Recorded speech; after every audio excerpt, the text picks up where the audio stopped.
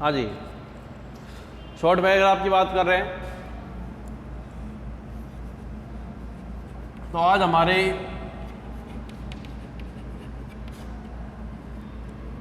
मन में एक विचित्र सा ख्याल, विचित्र तो क्या, सारी दुनिया पीड़ित है कोरोना वायरस से। उसके ऊपर हमको चंद लाइनें लिखनी है, 60 से 70 वर्ड में, 60 से 60 to 70 वर्ड्स में हमको कोरोना वायरस पर एक पैराग्राफ लिखना है, शॉर्ट पैराग्राफ, जो कि 9-10 में तो वर्ड लिमिट रहेगी 60 to 70 और 11-12 में बढ़ जाती है इसकी 80 to 90, 100 तक भी जा सकते हैं। ठीक है, तो लिखेंगे कोरोना वायरस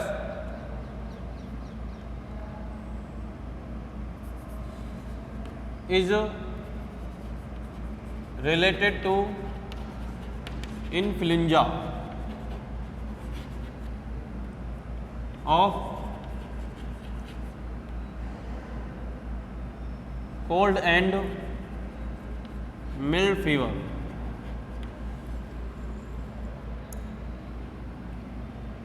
जो कोरोना वायरस है वो एक इन्फ्लुएंजा है, सर्दी जुकाम का, बुखार का। It is a transmit disease, ये फैलने वाली बीमारी है संपर्क में आके। ये एक संपर्क में आ जाते हैं पर तो उससे फैलती है, इसलिए इसको ट्रांसमिट डिजीज भी कहते हैं।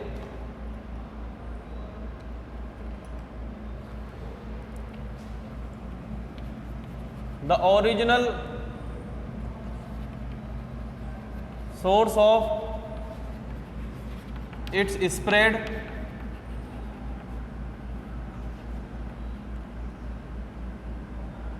इज स्टिल अननोन, और इसका जो वास्तविक सोर्स है कि ये कैसे फैला वो अभी भी अज्ञात ही है, कोई भी निश्चित रूप से नहीं कह सकता।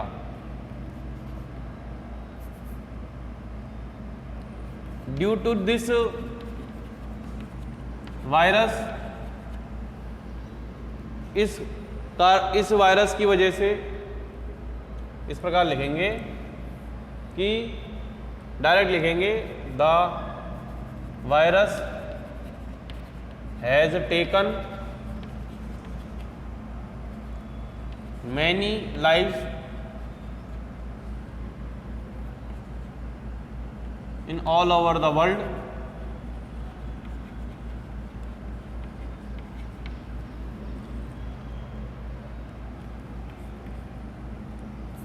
USA,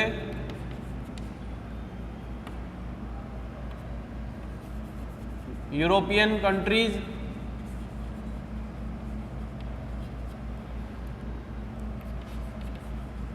अफ्रीकन कंट्रीज,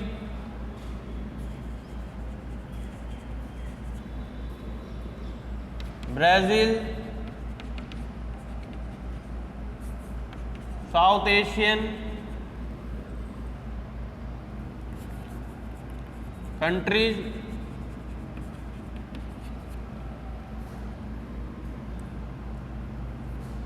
एंड या फिर ऑस्ट्रेलिया,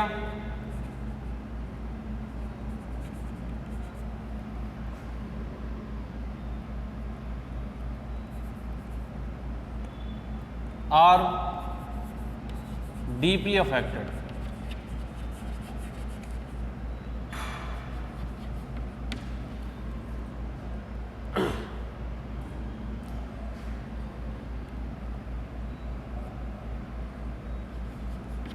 It is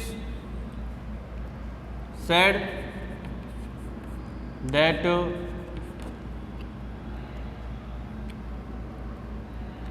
ऐसा कहा जाता है कि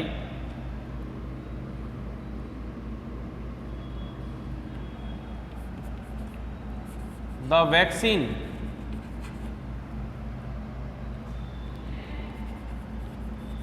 may come in 2021 यानी 2021 में इसकी वैक्सीन आ सकती है, but and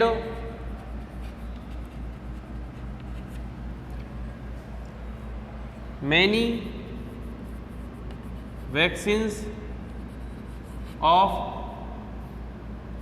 companies are under trial.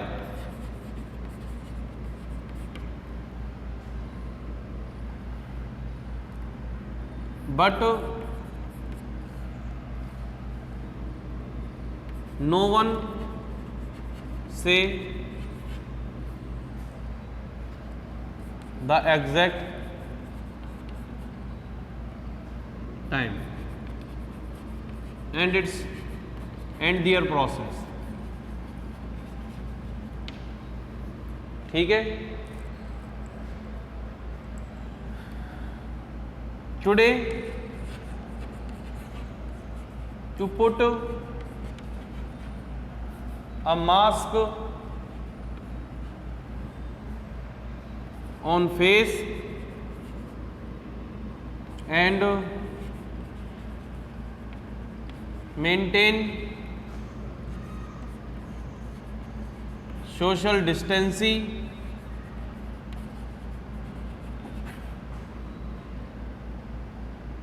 are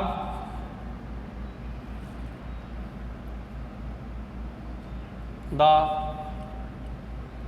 effective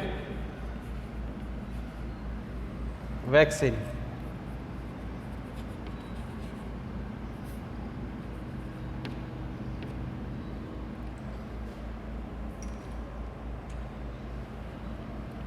WHO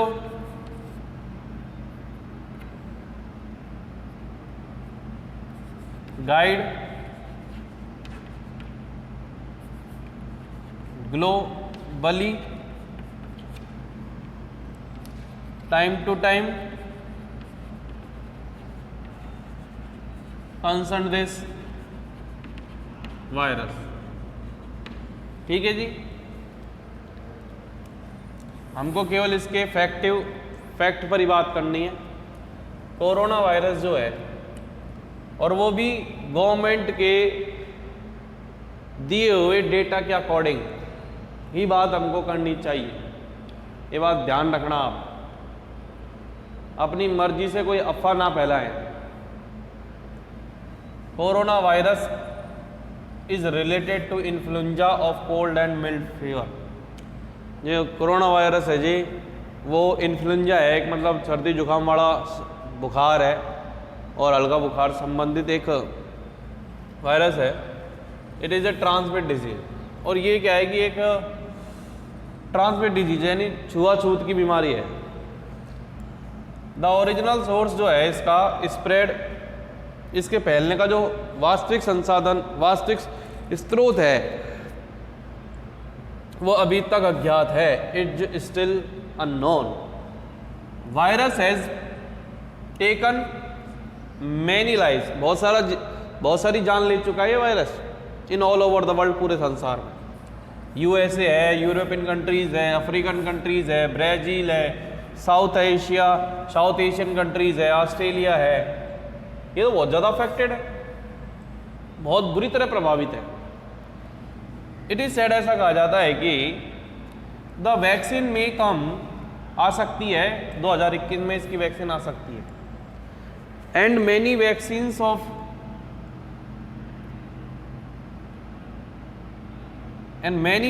of company, या मैनी वैक्सीन कंपनी लिख दो आप, मैनी वैक्सीन्स कंपनी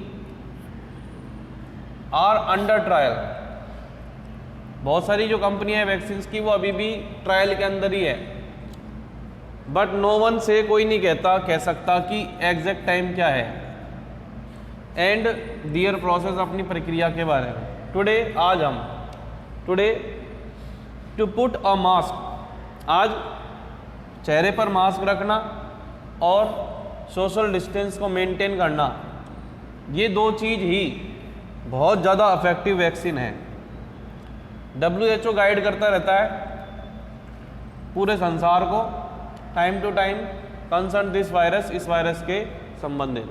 तो भैया ये आपके कोरोना वायरस के ऊपर कुछ चंद शब्द, कुछ लाइनें। हाँ देखिए, अब आपको क्या करना है, हम बात करेंगे क्लास 9-10 की,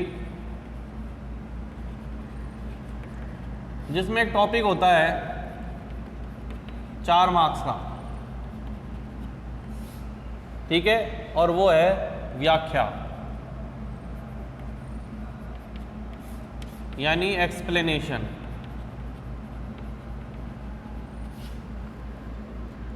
अब देखिए, एक्सप्लेनेशन 9वीं 10वीं में समान रूप से आती है और ये आपके हाफ ईयरली में, ईयरली में दोनों समान अंक तो नहीं कह सकते। हाफ ईयरली में 3 नंबर की आती है 3 मार्क्स की, और ईयरली में फाइनल एग्जाम में 4 मार्क्स की आती है।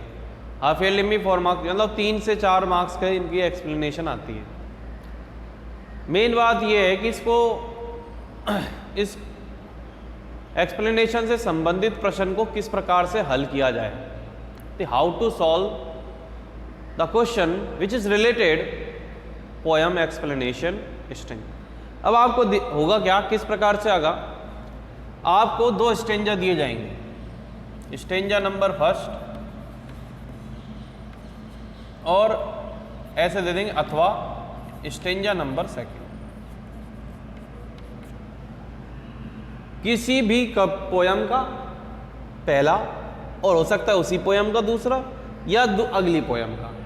चांस ये है कि दोनों अलग अलग पोयम्स के आएंगे, चांस ये भी है कि दोनों एक ही पोयम के हो। चूज एक करना है, ये चूज करो या फिर ये चूज करो। अब जो नेक्स्ट स्टेप है, सबसे पहले लिखेंगे रेफरेंस। इसको हम हिंदी में कहते हैं संदर्भ। क्या कहेंगे, संदर्भ। इसमें आपको लाइनें लिखनी है कि दीज लाइन्स, यानी दीज लाइन्स का मतलब स्टेंजा की लाइन,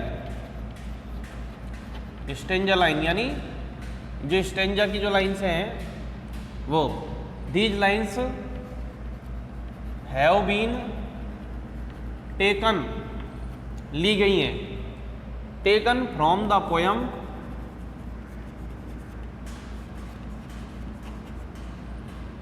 ठीक है।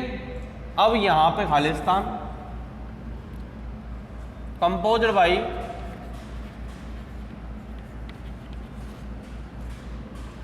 द पोइट, फिर खालिस्तान ब्लैंक। ये 1 नंबर का होगा, 1 मार्क्स का रेफरेंस है। अब देखिए, पोयम फर्स्ट, कोई सी पोयम ले लो, पोयम फर्स्ट ले लो, सेकंड ले लो, थर्ड ले लो। 10th क्लास में तो 4 ही पोयम, जिसमें 1 हट गई, 3 पोयम रह गई। रिस्क है और 2 और हैं शायद। तीसरी 4थी नंबर की है जो एनालॉजी ऑन डॉग, वो हट चुकी है, ठीक है। माई गुड राइट हैंड है और एक और है, ध्यान नहीं आ रहा है। इन 3 पोयम है। अब देखो, रेफरेंस एक पोयम का एक ही होता है, एक पोयम का एक रेफरेंस होता है। अब एक पोयम में कोई सा भी स्टेंजा दे दो, उसका एक ही रेफरेंस होगा। ये लाइनें ली गई हैं इस पोयम से, मान लो रिस्क से ली गई है। रिस्क किसने लिखी है, जेनेट रेन ने, जेनेट रेन।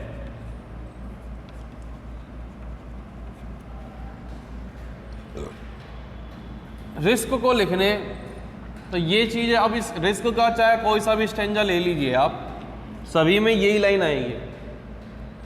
एक स्टेंजा की जो भी है वो एक ये है कि ये स्टेंजा जो है, पूरा स्टेंजा उसमें ये लाइनें इस कविता से ली गई हैं और इसको रचित करने वाले हैं जो हैं वो क्या, कवि का नाम क्या है, जो भी जिस कविता का भी है वो आपको लिखना है।